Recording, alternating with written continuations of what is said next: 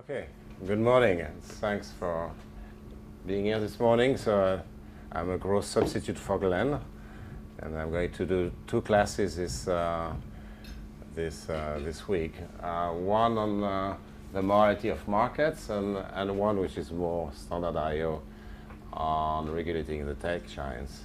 So we are going to go through that, and I'm going to motivate a little bit. Oh, by the way, ask as many questions as you want. It makes it more fun for me. So when I was here, actually, in those rooms, a few years ago when I was a student, a PhD student here, that was very simple because you took 271, and 271 was basically antitrust. And then you took 272, and that was regulation of telecoms, electricity, railroads, and so on. And then industrial policy you will not talk about. That was a shame, source of shame. Now things have changed a little bit in the last few years, partly because we had neglected some research topics which were very important.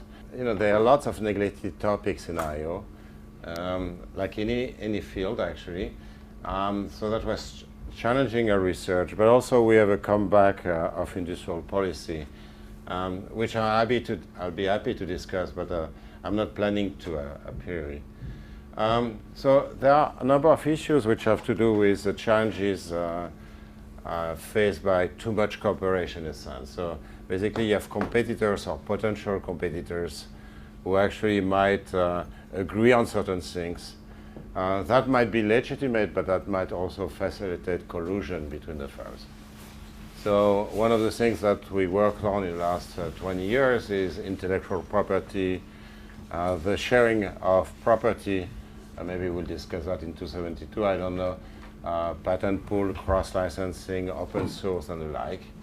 But then, of course, there are R&D joint ventures. There's standard setting, which is very important, especially with the digital economy. Now we have the issue of data pools, so who own the data, and can you have pools of data? Collective negotiations.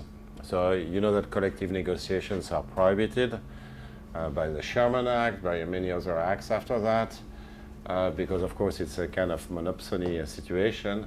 But nowadays we get wallet providers like Apple, for example, that they control the near field control.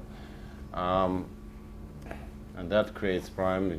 Should you allow collective negotiations? Some countries do it, but you don't want boycotts either, so it's complicated. You have the issues of common ownerships. That's a bit different by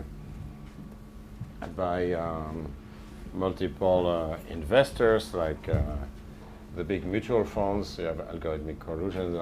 So there are lots of new issues, and there are others. There are lots of new issues that we have to study. At the same time, and that's what I'm going to focus on today, there is the issue of too little cooperation. So this is a diagram that you have to remember in a sense.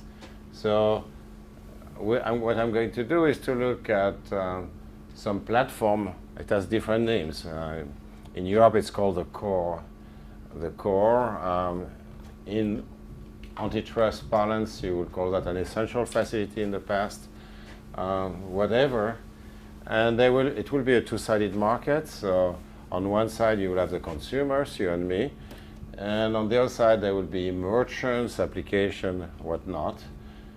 Some of them will be like Amazon Basics or whatever. They will be in-house, and some others will be basically third-party. Okay? And there might be some competition between the two in each sub-market. And there are lots of concerns. So the concerns are in red. So for consumers, you have the concern that there might actually be some behavioral manipulations or some wrong recommendations. So, you know, for example, when the platform recommends, like Amazon does, for example, recommends a merchant, there might be some kind of self-preferencing and recommending a merchant which is in-house But also you might, even if for third-party merchants, you might recommend a merchant which gives the highest commission to the platform, right? Behavioral manipulation, of course, all kinds of things that where they exploit our weaknesses, like our propensity to want to consume right away.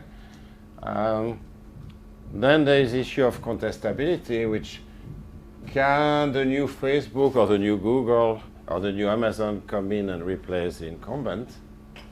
And then there is the issue of fair access and fair compensation, which is, do the apps and the merchant, do they get their fair share of the deal, of the value they create for the ecosystem?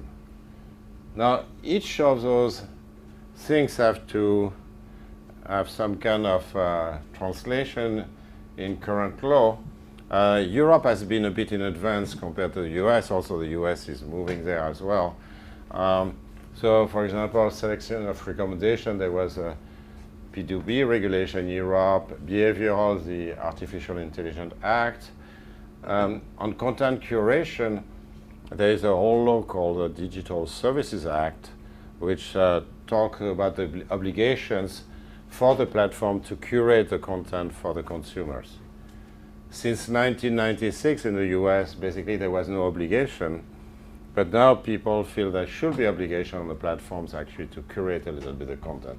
And that's actually very interesting to study, but we are not going to be discussing that today. We're going to focus on contestability and especially fair access, fair compensation, okay? And this is an old issue. I mean, this is a two-sided market, of course, and you know, before that, people were worried about the same issues in one-sided markets.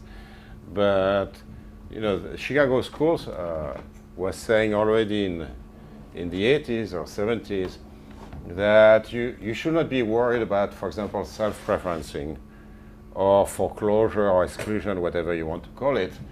So the third-party apps or merchant will not get a fair access to the platform, because in the end, the platform can make money out of consumers, okay? Can make money out of consumers if you offer a rich ecosystem on the other side.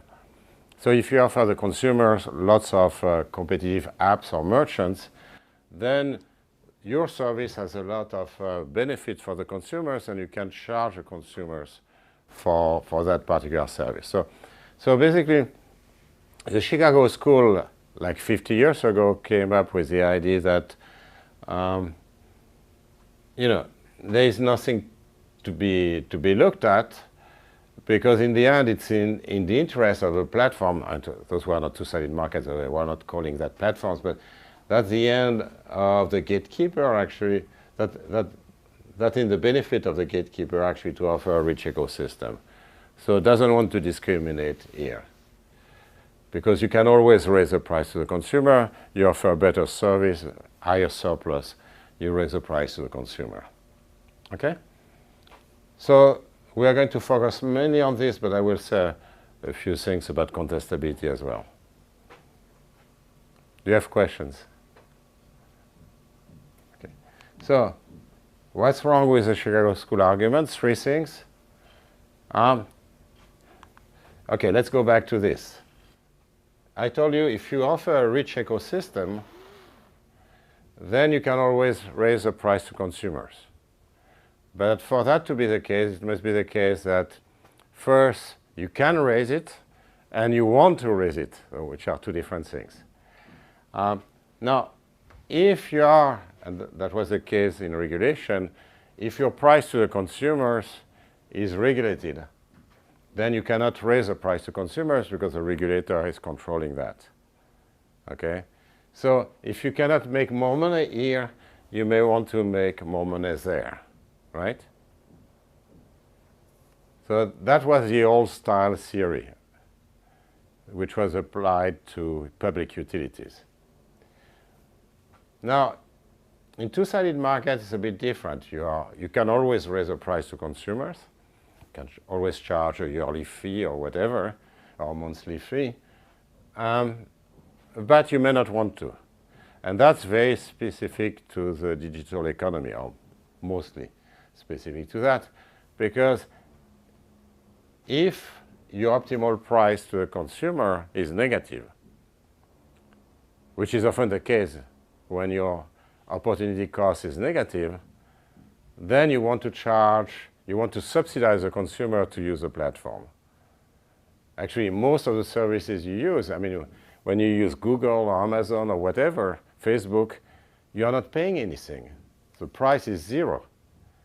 If the price is zero, that means that the optimal price for those platforms is negative. Now, why is that negative?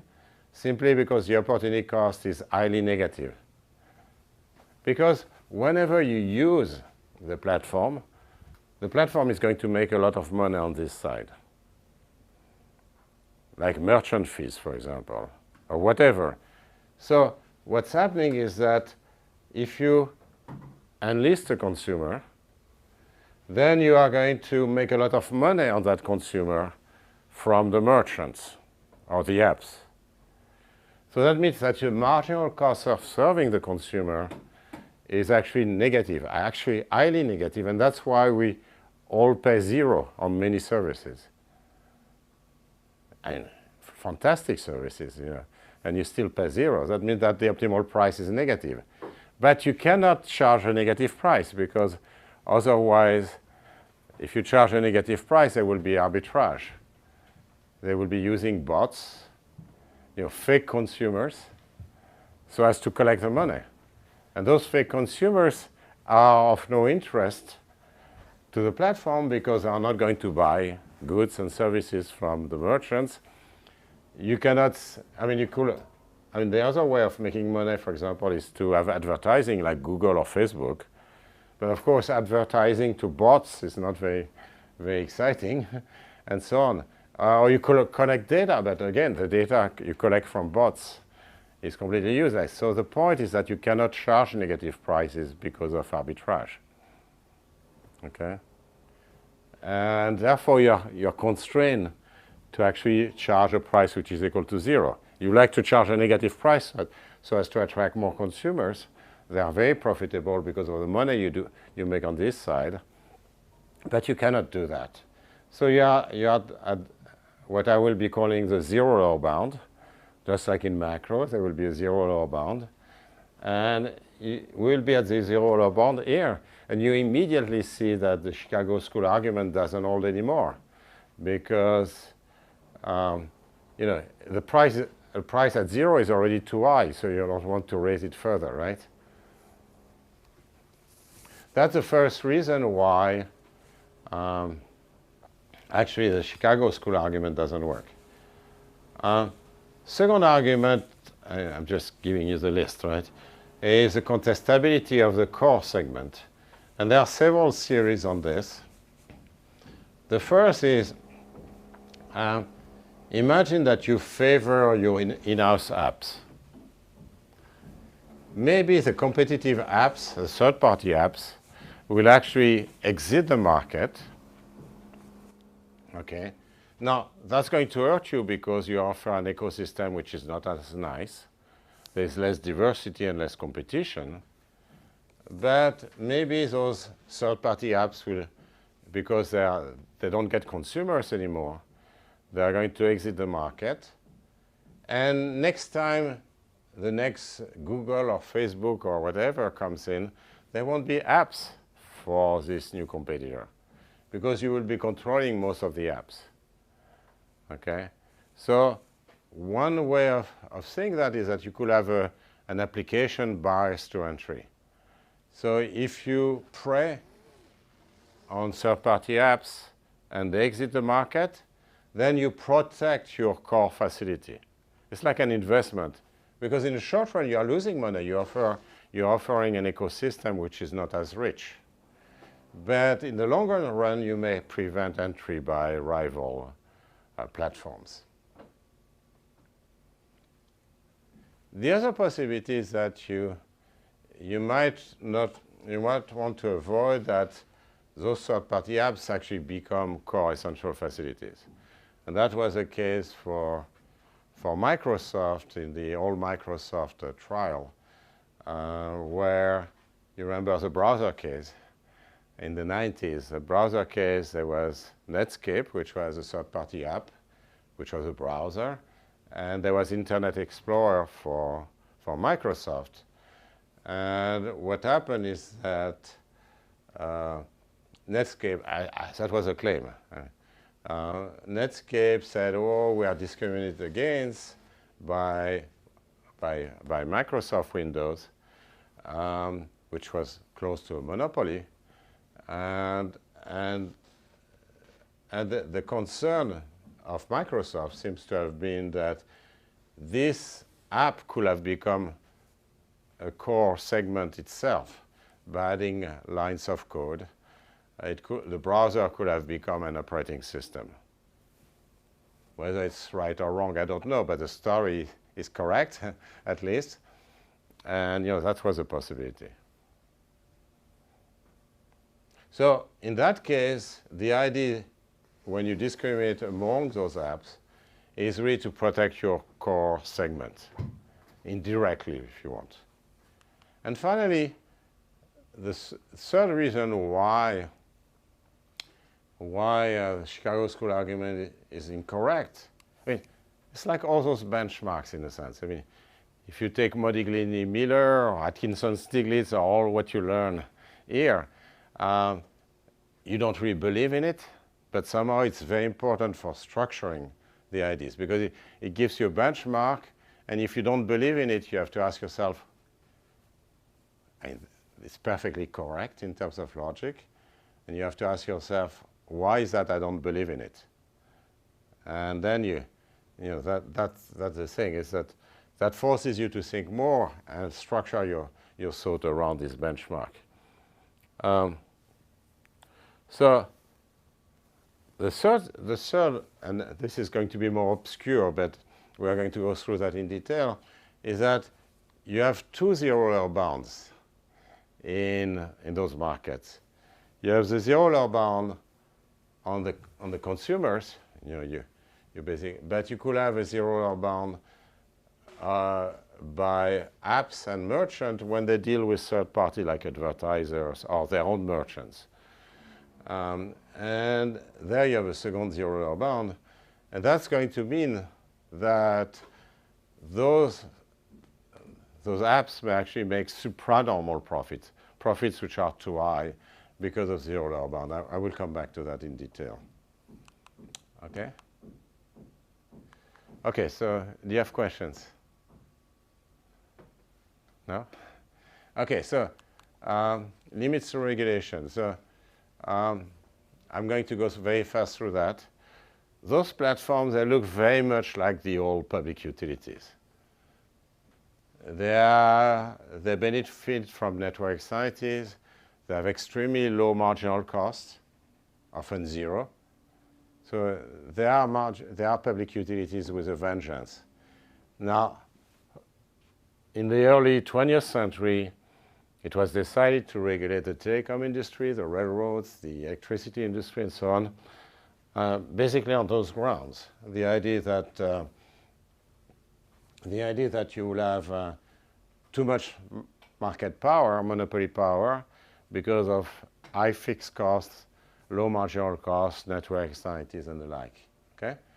Now, does it mean that we should be regulating the platforms like public utilities? The answer is no, because there are two big differences, at least two big differences between utilities and platforms. Even so, the technology looks the same. The first is that Microsoft and Apple and Google and so on are just global firms. All the public utilities in the past, in every country, were national or even regional, but they were not multinationals. So your telecom companies in the past, or your electricity company, was a local company, and there was one regulator who had oversight of the entire firm. But then, if imagine you wanted to regulate Apple or Google, which are in somewhere between 100 and 200 countries, it will be very difficult actually to regulate because you will not have the information cross countries, transfer prices. You don't have a clue about whether they make sense. And then the question is, who is going to ensure a fair rate of return on the shareholders, given that you have many countries? It's impossible. The other big thing is that things change very fast, and you get huge profits, but the industrial landscape changes very fast. So if you think about railroads, the technology hasn't changed for 150 years or more. I mean, I'm exaggerating. Those are not the same trains, but by and large, it's the same story since the creation of railroads. And telecoms until the 90s were basically the same as in the early 20th century. Electricity is the same. This Kirchhoff law is still Kirchhoff laws, right? It's not that new. Whereas here, the segments change all the time, and actually you don't even follow the firms along their life cycle. So for example, if you wanted to regulate Google and do it right, even if Google were just in one country, you would have to ask yourself, what is a fair rate of return for Google? Okay, so you will have to understand what the investment of Google was, except that you didn't follow Google along the life cycle. You will be starting following Google now, not 20 years ago. I don't know, Google started even earlier, but so that will be an issue, right? And then you have to ask yourself, which is it's like for drugs in a sense.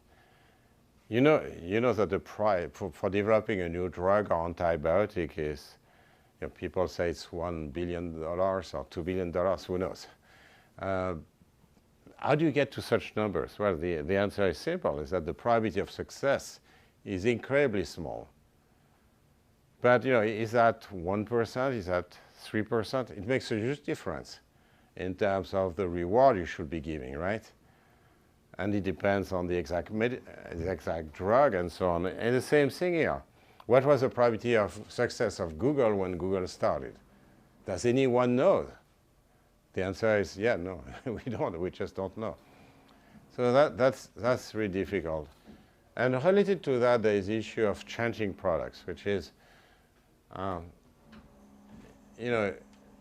it's very difficult to know. There are lots of proposals about breakups. So we should cut Google into pieces, for example. But what are the pieces? I mean, for railroads, it's very simple. The tracks and stations, are natural monopolies. You're not going to have another track and stations in South Station. You cannot replace the Amtrak railroad, right? So you can have competition on operating trains, but you cannot have competition on new lines, new tracks, and new stations in a city center.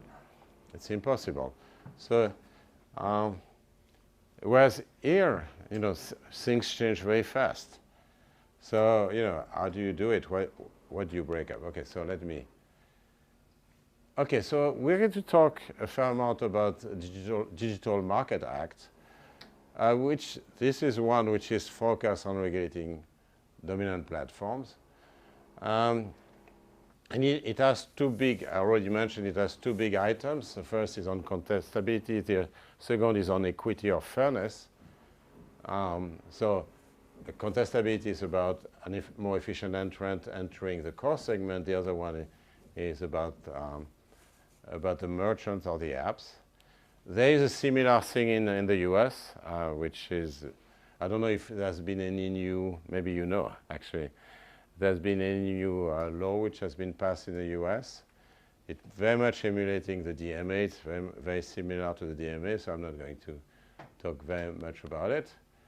So basically, the DMA is going to designate platforms. There will be a very strong competition among platforms not to be part of the designated platforms based on some core services like search, for example. or social networks, okay, or a marketplace. There will be threshold for whatever they mean. So now you can imagine that the lawyers are having a great time about, if you think about, okay, is the threshold for 45 million users? That's in the EU, right? Are they active? How active? Can you imagine spending years discussing that, the number of business users? You can possibly appeal if you don't like it. And we know, by the way, they focus on big platforms. So really the targets are clear. Google, Facebook, Apple, and so on. But we know that actually platforms, I don't know, you haven't done two-sided markets yet, but they can have actually quite a lot of market power, even if they are small, as long as they control access to the consumer. So you can be a small platform and have a lot of monopoly power. And then there are obligations. And so, for example, you have to be fair to the merchants who are third-party merchants. And lots of that is self-execution. So the European Union doesn't have the resources. I mean, they already have to do the entire antitrust and merger analysis, and then on top of that, they will have to monitor the platforms, so they become a regulator in a sense, and so they don't really have the resources, to regulate. It's not like the FCC or whatever. I mean, they will hire a few staff, of course, but that won't be sufficient. So there is a lot of self-execution. So basically, the platform has to explain how it makes sure that there is no discrimination among merchants and the like. And same thing by the way, for the content curation. Okay. And then the question is whether it's going to be located. Probably I will know more because I do a speech in Brussels next week. So probably I will. Last time I discussed with them, they were still unsure about whether it will be DG Comp, so the competition authority, or DG Connect, which will be like the telecom regulator. And there are pros and cons. I mean, I'm more in favor of DG Comp, but of course, some of the expertise on those things are at DG Connect. How to do interconnection, for example, or interoperability or the like. Big fines, relatively big fines. So that's going to be interesting to see what's going to happen. There's a lot of public policy which is going to be extremely interesting to look at in the next few years. So if you're interested in working on that, that's really worth doing.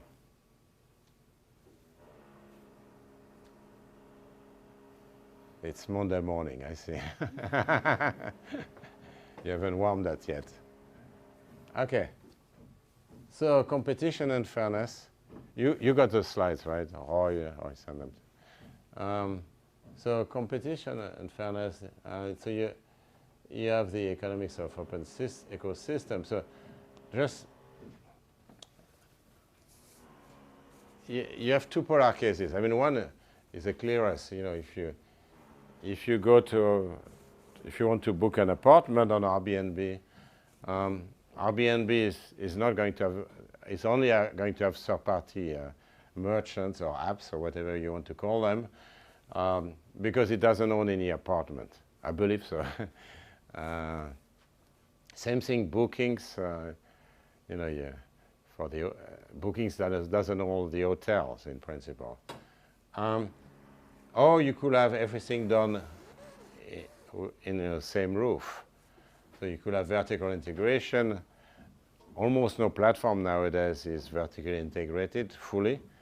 It may have something in between. Actually, most of the action is here, where you have this mix. The kind of from the diagram, you have this mix of in-house apps and third-party apps. And it's pretty clear with Amazon Marketplace because you have Whole Foods, you have Amazon Basics. But most of them, and if you take Google, they all have some kind of mixture between in-house and third-party. Okay? I think that model, I mean, Apple historically has always been much more vertically integrated, including into hardware, right? But by and large, the platform economics is mostly in that thing. Of course, you have a few pure brokers as well, but most of the action is here. Now, some of the literature actually is asking the question: should we actually prohibit those platforms from having their own merchants? So, should we impose a pure broker model? Okay, that has some cost, of course. First, because they may have their own their own innovation after all. The platforms, they can find new needs for the consumers. They can have new technologies that they might introduce. They might want to create some competition for the third-party apps if they are too monopolistic. Also, that's dangerous because something that makes people very angry at Amazon, for example, is that supposedly Amazon uses third-party apps data to actually mimic the services they offer. They see what is profitable, they have all the data, and then they also see how it works, and they can mimic and try to basically substitute for the incumbent. Okay? So, let's talk about contestability. So the DMA view in Europe, but basically the same in the US, is we want to basically encourage entry by more efficient entrants on the core market. One way to do it is to promote multi-homing. So multi-homing means that either the merchant or the consumer actually connects to multiple platforms. And just to give you an example, imagine that you're on Facebook. And then there is a new Facebook Prime, perhaps a bit better than Facebook, wants to enter. Now, are you going to switch to Facebook Prime? And the answer is probably no, because first you have all your content on Facebook, you have the picture, the contacts, and whatever. And on top of that, you're not sure that the new social network is going to have your friends. So there's some kind of coordination issue in switching to the new network. But if you can multi-home, you are much more eager to try the new platform, the new social network, because you still have access to Facebook. Of course, it's a pain if you have to post the same content twice. So that's why the law actually is asking for portability, so that you can actually post the same content, for example, and have the same contacts on the two social networks, so that you don't have to do the work twice. So they try to basically create some possibility of multi-homing. And there are lots of variants of that. So, for example, one in Europe, but they're based on some cases. The idea is that the merchant can tell you, oh, you are reaching me through Amazon, for example. But if you want to reach me directly, here is my website or something like that. And by the way, it will be a bit cheaper. So you can disintermediate the platform if you want. Okay. Interoperability I already mentioned. And the other ones are a little bit more complicated. If you haven't never seen most favored nation clauses, probably I should not talk about it. But it's a very interesting issue. Contestability. So contestability, we are in an industry with very large fixed costs or very large network externalities. So we know we are not going to get perfect competition. There is no way. You know you'll have market power, if only because you really have to cover those fixed costs. Okay? So the general view is that those industries are going to be monopolistic, and therefore you have to regulate them.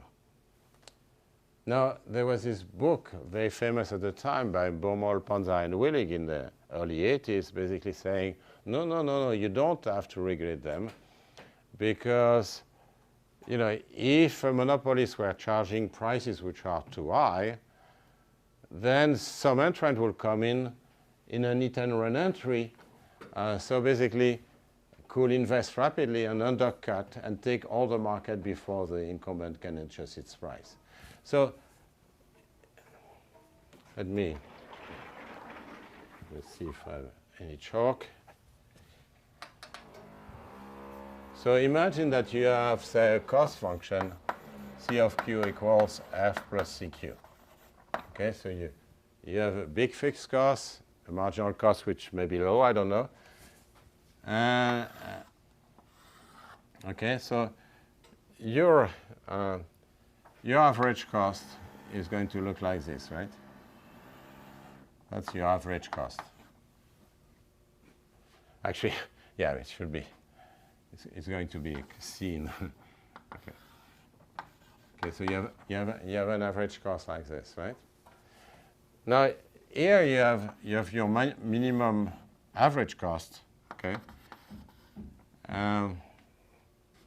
So if you want to break even, then you must have P times Q minus C of Q equals 0, right? So P is equal to C of Q over Q. So the price has to be equal to average cost, okay?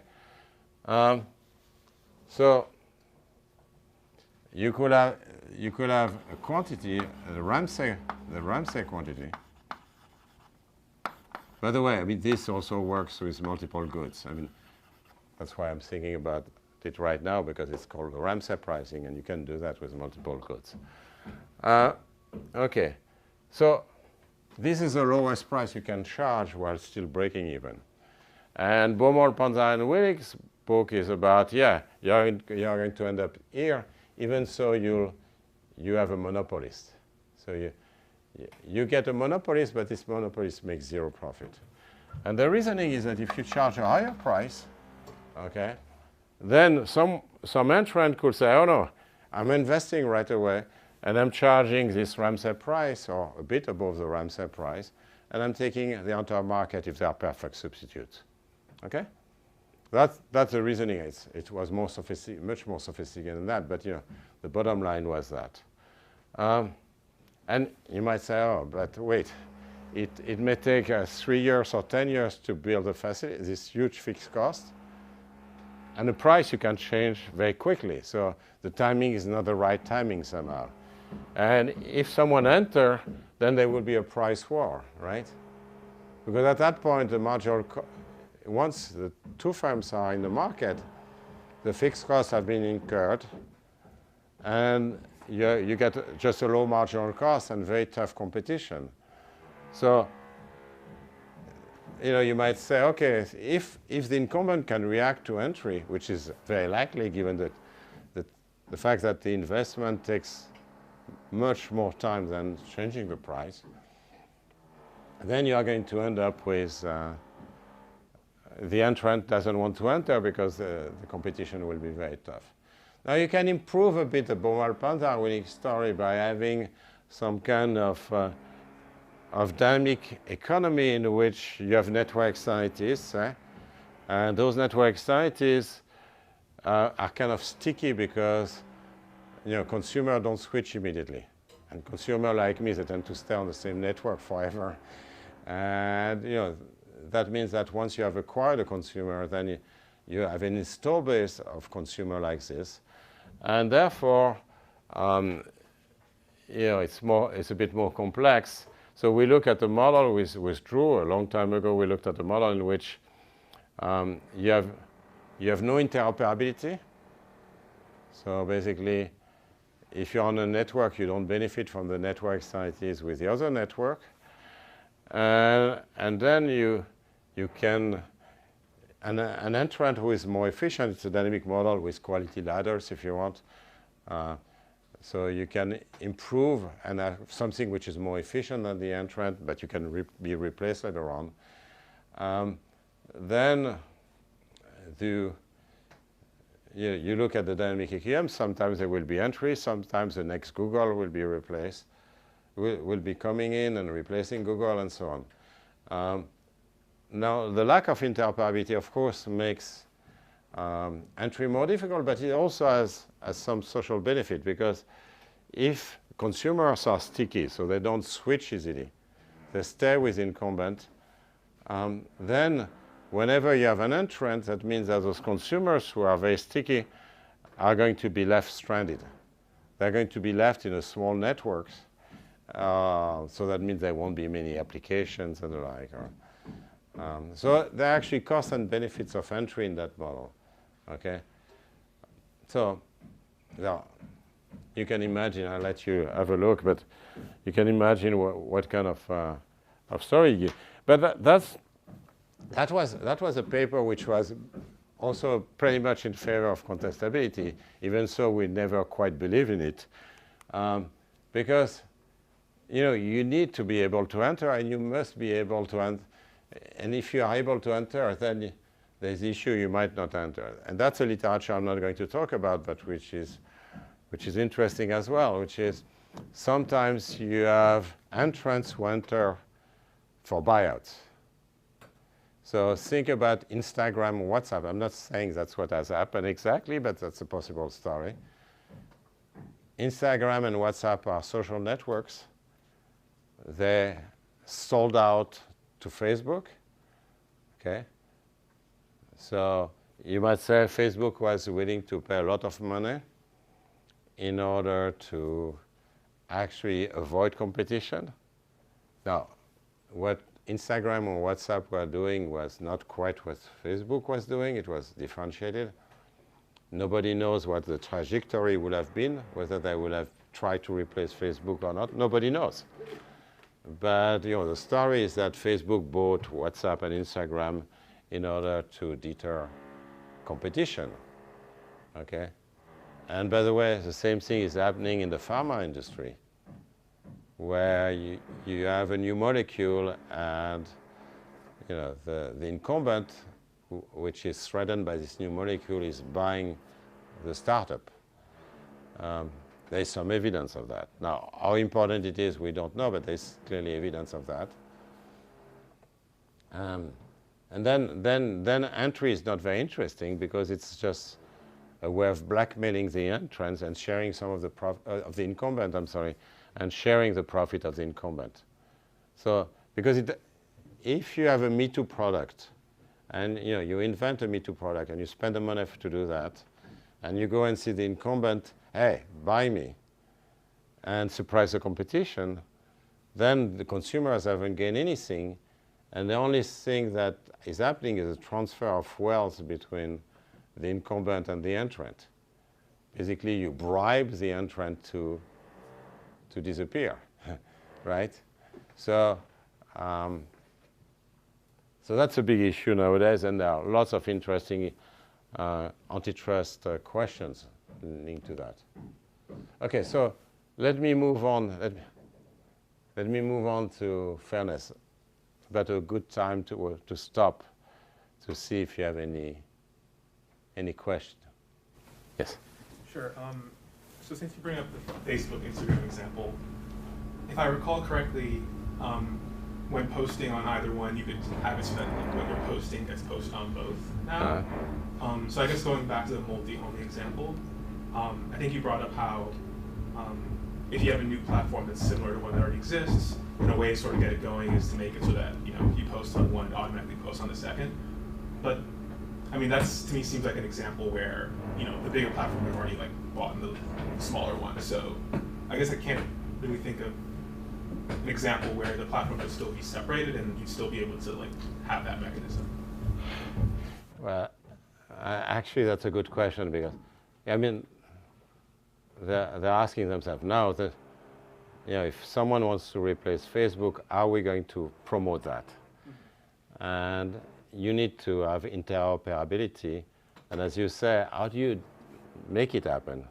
So you need APIs. You need the application programming interface and a standard of communication between Facebook and its rival. Now, if you ask Facebook to do it, it's not going to work. We know that. I mean, that has happened in the telecom industry a long time ago, 50 years ago.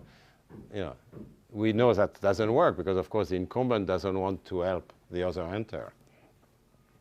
So you need to have some kind of resolution of this issue. So is it the competition authority who is going to decide on the APIs? But probably they won't be very competent. They might be making mistakes. Is that a standardization effort? So you have, but then who does it exactly? Which standard setting organization? All those things have been swept under the rug. So in the document, if I remember well, you don't see how it's going to be done. Say there should be some APIs so that you can actually have interoperability. But who is going to decide on them? I guess that's I don't have an answer to your question, but that's actually an interesting question. Let me say a few words about the traditional thing. So traditional way of looking at this, and it's not a two-sided market. You basically have an upstream supplier who is supplying in-house and third parties. Okay, so it's a language of regulation, if you want. Upstream suppliers, downstream firms, and those downstream firms are supplying the consumers. It's not a two-sided platform because this will be the kind of a platform, but it doesn't have access to the consumer. Whereas in a two-sided platform, the platform is controlling the access to consumers, so it's a bit different. It's allowing the apps to actually sell to the consumers, okay? But the apps, once they get the input from the upstream firm, can do whatever they want. They have direct contact with the consumers. Okay, so that was a framework we studied a couple of years ago. It's embarrassing to say how many years, but number of years ago, that's basically the framework we studied. Okay. Something we learned at the time was basically you needed a regulation of access. You should not count on the incumbent to allow access. This is not going to work. The second thing was this ECPR stuff, which was something that almost every judge dealing with competition policy knew around the world, but a number of economists will not even know, even so it was invented by Baumol and Willig, the same people, by Baumol and Willig, basically which was putting a cap on what the access charge was. So here you have an internal transfer price. Think of this as being zero, okay? Or marginal cost more generally. So basically, this downstream unit was getting the essential input at a low price. But the question, what was the access price for this third-party app or third-party merchant? And that had to be capped. So the ceiling on the access charge that Baumol and Willig found, and they just said that was used a lot in antitrust and also in regulation, was basically that you will put a ceiling at how much money was lost. So by the incumbent when D2 takes a customer away from the incumbent. So it's basically saying, okay, if I take a consumer away from you, I'm going to compensate you for your loss on that consumer, assuming the access charge, the access cost is the same. So it doesn't cost more to supply D2 than supplying D1. But basically the idea was to compensate D1, UD1, for the lost profit, which is a margin on the downstream segment. So it was a price minus the marginal cost on the downstream segment. Okay, so that was used to basically find an upper bound on the excess charge. You cannot charge more than what you lose when you lose a customer to your rival. Okay, it's a simple rule, right? Okay, and in the work I did with Jean-Jacques Lafont, we found that actually that was not such a bad rule, except it's a very incomplete rule, because you notice that it just connects to prices, the excess charge to third-party merchants with the final price you charge in the consumer segment. But it doesn't tell you what A and P1 should be. It just connects the two. Okay? In particular, they could be quite high. But in terms of efficiency, actually, it's not bad, because in a sense you have D2 internalize the externality on D1. And basically, the market allocation between D1 and D2 is not going to be bad. And something I want to say, which is very important, is that this upstream firm, the bottleneck or the core segment, if you want, can make money in two ways, and that's very important to realize. It can make money either in the downstream market through P1, or it can make money by giving access. So you can do it retail, or you can do it wholesale. You can make money in one or two ways. And in a sense, this, if you have equality, that means that you're indifferent between the two ways. Okay? Okay.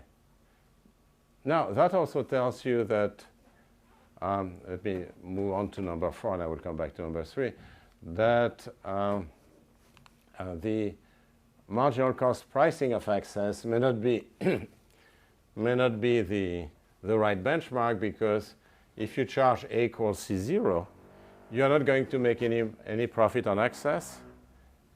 Okay? And then there will be tough competition in the downstream market, and you may make no money at all.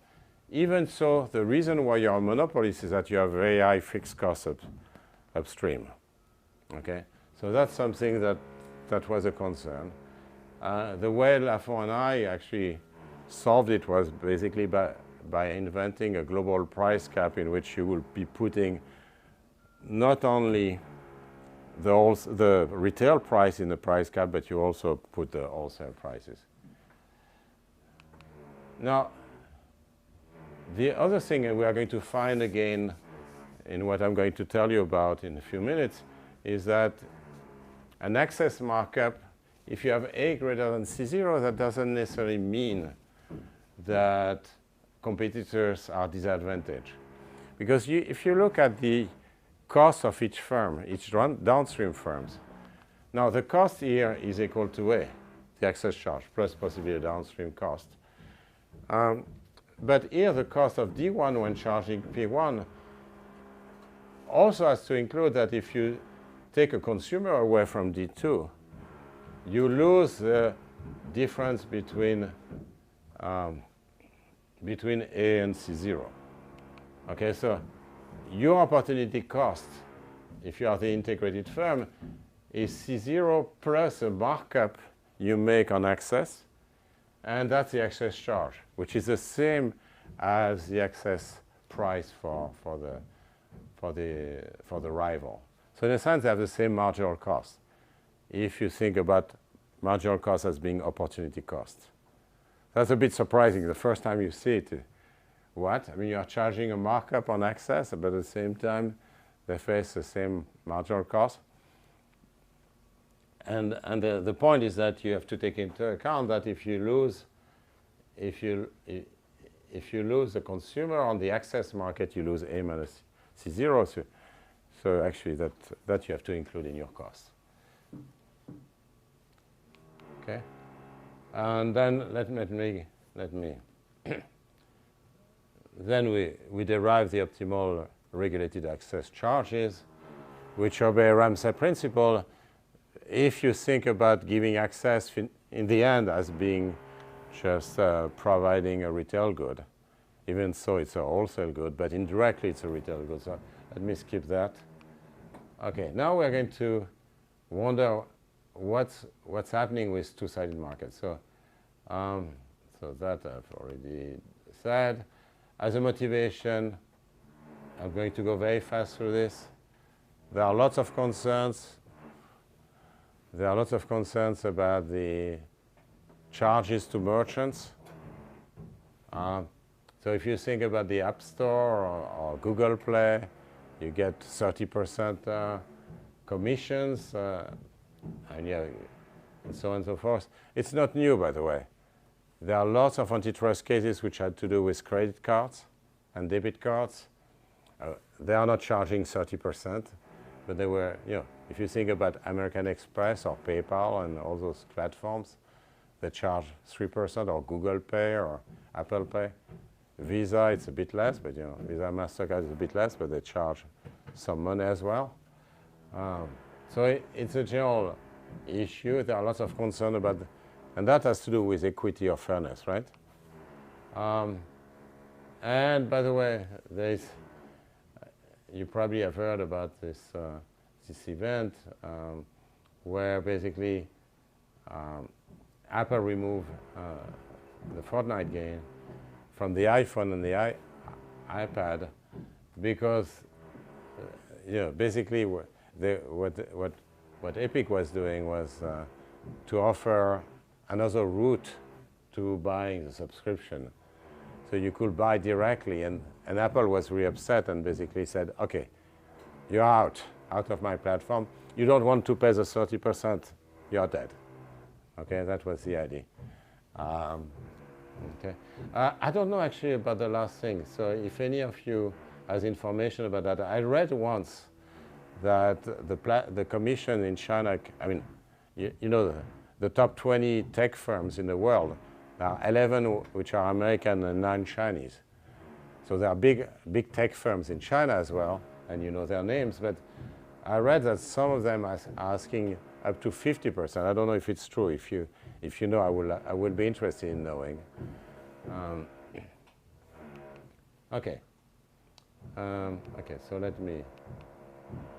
So there is a paper which was sent to you with a student of mine, Michele Bisceglia, which basically look at the optimal access price. So 30 years later, we do access pricing for two-sided platforms, which is very important because all those regulations want to keep those access prices low. But what does it mean low?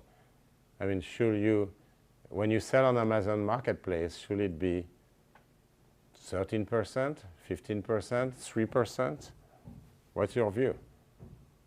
When you sell an app on Google Play, should it be 30% or 10%? Okay? And that's very important because that's the business model of those platforms which is at stake. So we know very little about that. So I'm going to give you some insights, but there's much more both theoretically and empirically to be done, because the regulations are in part going to be exactly on this access charge. So this is the same diagram I told you earlier. I just put names on the prices. So imagine that you have a consumer. The consumer will pay P0 for access to the platform. Actually, the zero-hour bound will bind when P0 is equal to 0. I'm going to assume that P0 cannot be negative. Okay. Then there is a core service. So think of that as being a search engine or a marketplace, which is going to lead you to an in-house app or a rival app. Let's assume that the service of this app, or maybe the overall service, will be theta. Theta may be heterogeneous across consumers. The in-house app will charge P1. The rival app will charge P2. The interesting case, the only interesting case, is actually when the rival app is more efficient. So basically, it adds a utility delta on top of theta compared to the in-house app. Okay, so let's assume that the rival app, the third-party app, is actually more efficient, delivers a better service. Okay? Now, something which is going to be very important is that the app providers are going to have negative marginal costs. So there can be advertising revenues. So when a consumer reaches a rival app, for example, then you'll have advertising on the platform. Itself will be a platform if you want. But it will have advertising, it will have merch. If it has its own merchant, it will have merchant fees. There might be data collection, so you're going to collect data about, and those data have values. There can be repeat customers too. So, you may have, when you acquire a consumer, you're going to benefit because those consumers will come back to you. So think about, okay, I'm using a car carpooling service. First time I use BlaBlaCar. I know in the US BlaBlaCar doesn't exist, but it exists in most countries in the world. I'm using BlaBlaCar the first time, but now I found you, and next time I'm going to use you without having any intermediary. So, all kinds of things like that. Okay, and I'm going to just assume that if an app as a consumer, then there will be an ancillary or side benefit B from that, which is positive. So given there is no marginal costs, it's a digital good, that means that your opportunity cost is minus B, so it's negative. That's going to be very important. It's often the case in those industries that you have negative costs. Okay? Now, I will say, as I said, that there is a zero lower bound on the core product, a core zero lower bound, if P0 is equal to 0, and there will be an app zero lower bound if P1 is equal to 0. And P1 will be less than P2, as you might imagine, because it's an inferior product.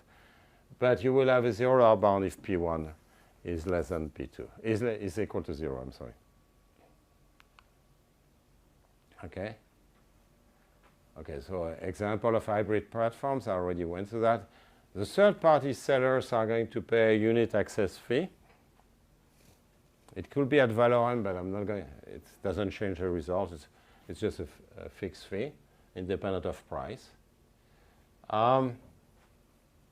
Okay, and the access fee for the moment could be set by the platform or the regulator. And of course, one of the things you would like to understand is whether the platform has an incentive to charge access prices which are too high. Okay. Okay. So as I said, the app zero lower bound corresponds to P1 equals 0, and the core zero lower bound is binding if P0 equals 0. Do you have questions? Okay.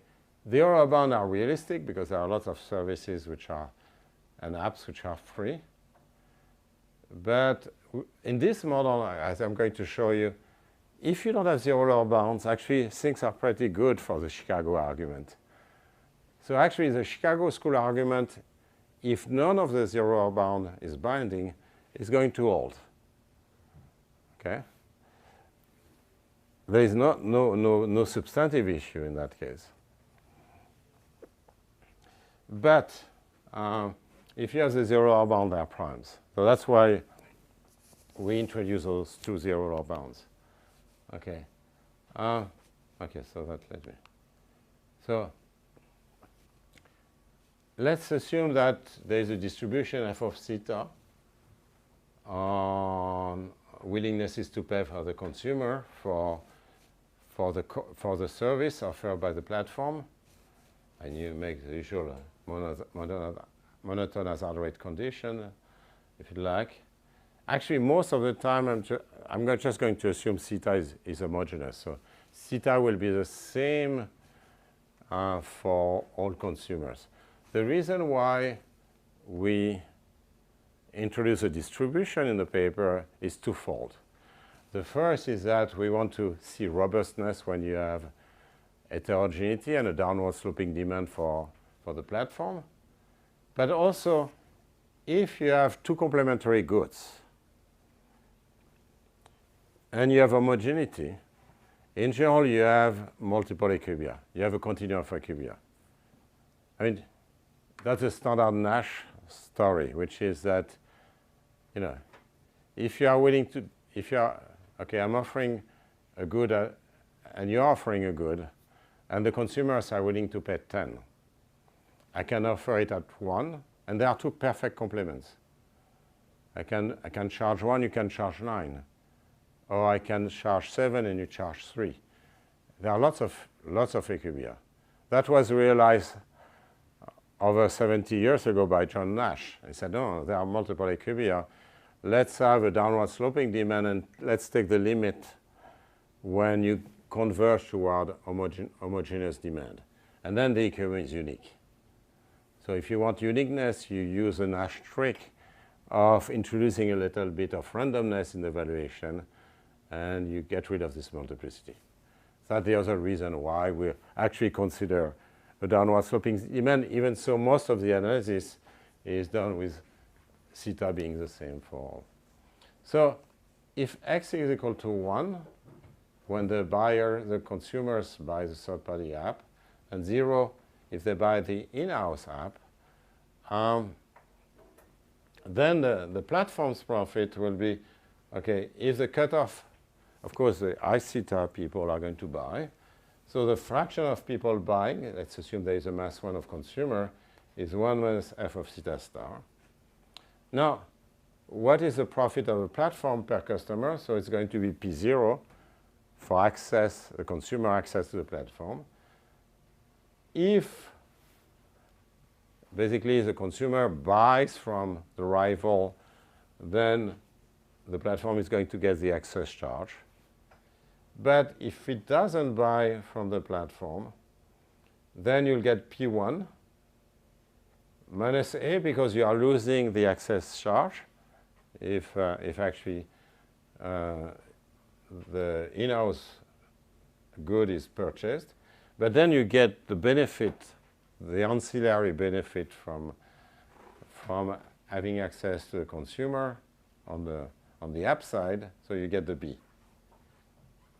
The third-party app, same thing. You have a number of consumers joining the platform, which is 1 minus f of theta star. And when x equals 1, if they buy from the third-party app, then they get third-party app gets P2 plus B minus A. Okay?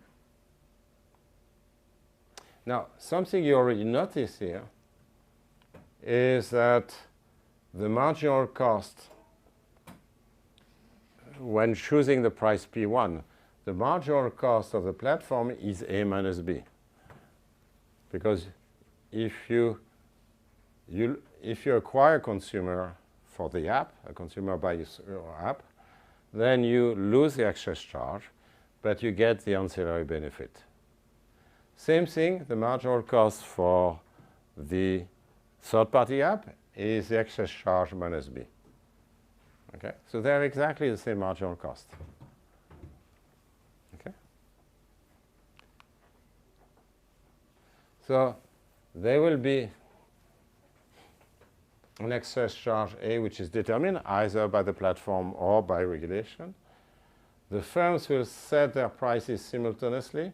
So the platform chooses P0 and P1, the third-party app chooses P2, and the consumer chooses whether to join the platform.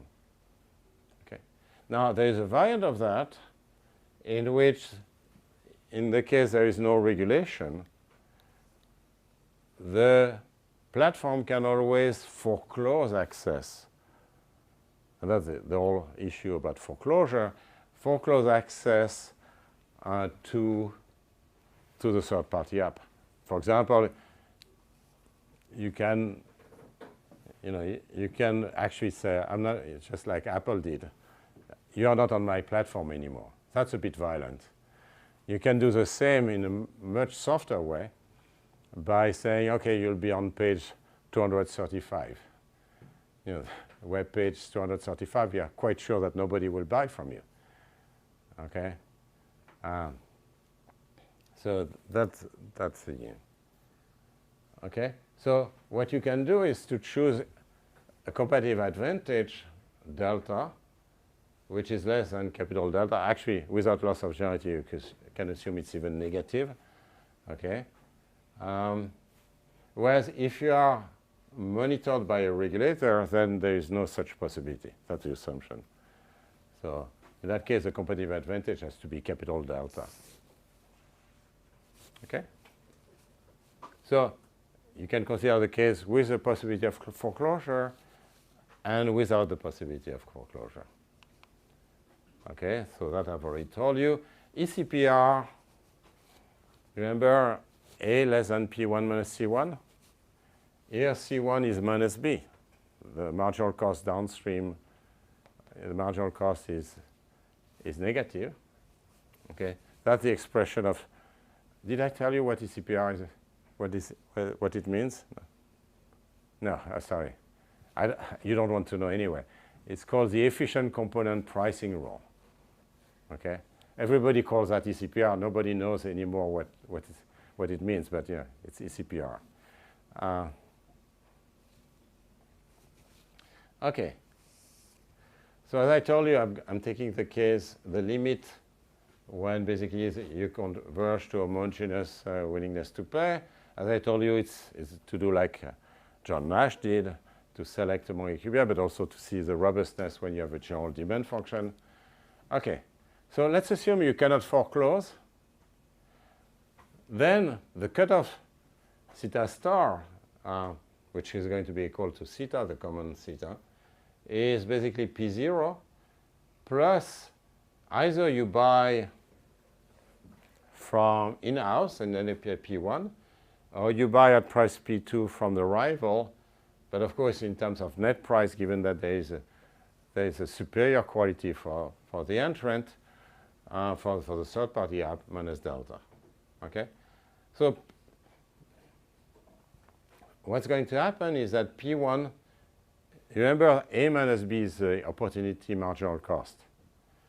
So P1, which is, think about Bertrand competition. Under Bertrand competition, basically, the superior product is going to get the entire market in the app market, and the inferior product is going to charge a marginal cost. Marginal cost is going to be A minus B. Okay, because again, if you acquire a consumer, you lose the excess charge, but you gain the ancillary benefit. So the marginal, that will be the normal Bertrand outcome, except that if A is less than B, if A is less than B, then you are bound by the zero-lower bound. Okay? So your price will be 0. You like to go below that, but you cannot go below that. You cannot subsidize because that will be arbitraged away. So if, it's very simple. If B is greater than A, so if the ancillary benefit is greater than the excess charge, you are going to charge a 0 price. You would like to charge a negative price, but you can't. And that's going to have as an implication that the rival app is going to make an extra profit above its contribution to the platform. So let me just mention that.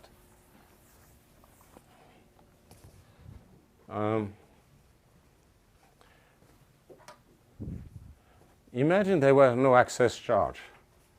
So basically, if there were no access charge, basically the third-party app will be charging delta. The platform will be charging 0 for the app. But then the profit of the third-party app will be delta plus B. So the third-party app will make profits which are greater than what it contributes to the ecosystem. The contribution to the ecosystem is delta, but you get this benefit which is not competed away precisely because of the Euler bound. To be competed away, you will have to basically charge minus b, but minus b is not feasible. So basically you get supranormal profits for the third-party app. Okay?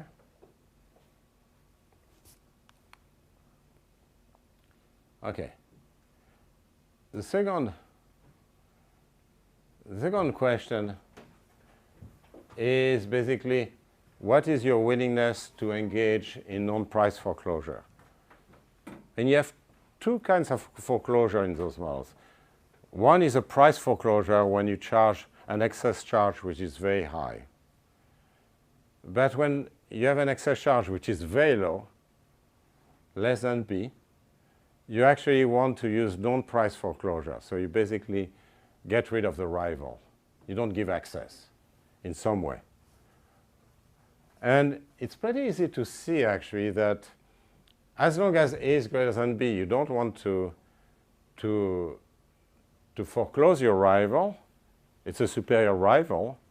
So there's no reason to get rid of the rival. But because you are making money on access, more than you will be making just by from the ancillary benefit of having the consumer. Okay? And basically, you're going to want to foreclose exactly when the absolute bound binds. So when A is less than B. When A is less than B, you want to foreclose. Okay? So what this means is that having an excess charge which is too low, by the way, that's what's already known in the one-sided market theory. Having an excess charge which is too low is going to imply that you want to foreclose. Okay? By the way, there is a deep connection with ECPR. Okay? Even if you don't remember what ECPR means, there is a deep connection with ECPR, which is that in that region, A is less than P1 minus B. Remember, that's the equivalent of C1. So actually, ECPR is satisfied with inequality in the sense that the excess charge is very low. Okay? So you have this region where the excess charge is less than B, where ECPR taken with inequality is violated, and where the platform wants to foreclose. So if you want to insist on excess charges which are too low, you are going to end up getting foreclosure, which means that you need a big regulator just to oversee that there is no foreclosure. Okay? Which is not easy. I mean, that requires going into the algorithm of Google, of Amazon. How do you choose which product to recommend and all those things? And being on the second screen, is that foreclosure and so on. That was, by the way, already the case for the computer reservation system in the 80s. There were a bunch of antitrust cases in the 80s on computer reservation systems. You were not born, but basically if you wanted to travel, you had to go to Harvard Square and go to an agent. The agent will have a computer, right? At the time, having a computer was a big thing, right? You had a computer with software, and you will say, I want to fly to Chicago. And the agent will just look, flights Boston to Chicago. That will take a few minutes because that was very slow. And then you will have a first screen which will appear and say, here are the flights. And you say, oh, there's this flight of United Airlines. And then you wonder, but doesn't the software belong to United Airlines? Because the software, isn't that an incentive for United Airlines to actually put its flight first? Given that nobody will ever go to the second page. It was too slow. You will not do that. Or for sure the third or fourth page, right? So those things already happened at the time. Okay, let me tell you. I'm just going to to just tell you about this and conclude with some policy questions.